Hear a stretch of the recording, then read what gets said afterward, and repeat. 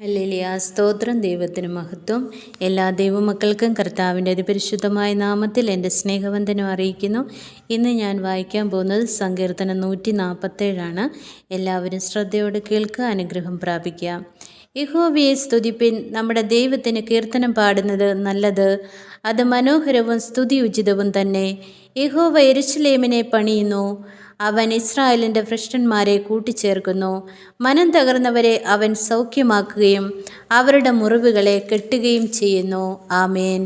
അവൻ നക്ഷത്രങ്ങളുടെ എണ്ണം നോക്കുന്നു, അവയ്ക്കൊക്കെയും പേർ വിളിക്കുന്നു. നമ്മുടെ കർത്താവ് വലിയവനും ശക്തിയേറിയവനുമാകുന്നു, അവൻ്റെ വിവേകത്തിന് അന്തമില്ല. യഹോവ താഴ്മയുള്ളവനെ ഉയർത്തുന്നു, അവൻ ദുഷ്ടന്മാരെ നിലത്തോളം താഴ്ത്തുന്നു. സ്തോത്രത്തോടെ യഹോവയ്ക്ക് പാടുവിൻ, കിന്നരത്തോട് നമ്മുടെ ദൈവത്തിന് കീർത്തനം ചെയ്യുവിൻ. അവൻ ആകാശത്തെ മേഘം കൊണ്ട് മൂടുന്നു, ഭൂമിക്കായി മഴ ഒരുക്കുന്നു. അവൻ പർവ്വതങ്ങളിൽ പുല്ല് മുളപ്പിക്കുന്നു, അവൻ മൃഗങ്ങൾക്കും കരയുന്ന കാക്കക്കുഞ്ഞുങ്ങൾക്കും അതതിൻ്റെ ആഹാരം കൊടുക്കുന്നു. അശ്വബലത്തിൽ അവൻ ഇഷ്ടം തോന്നുന്നില്ല, പുരുഷൻ്റെ ഉരുക്കുകളിൽ പ്രസാദിക്കുന്നതുമില്ല.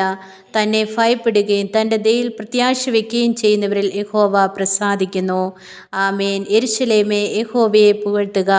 സിയോനെ, നിന്റെ ദൈവത്തെ സ്തുതിക്കുക. അവൻ നിന്റെ വാതിലുകളുടെ ഓടാമ്പലുകളെ ഉറപ്പിച്ചു, നിന്റെ അകത്ത് നിന്റെ മക്കളെ അനുഗ്രഹിച്ചിരിക്കുന്നു. ആമേൻ.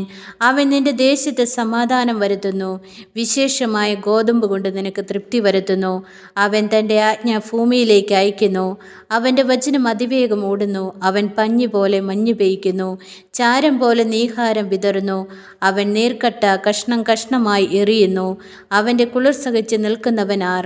അവൻ തൻ്റെ വചനമയച്ച് അവയെ ഉരുക്കുന്നു, കാറ്റടിപ്പിച്ച് വെള്ളത്തെ ഒഴുക്കുന്നു. ഹല്ലേലൂയ. സ്തോത്രം. ആമേൻ, ആമേൻ, ആമേൻ.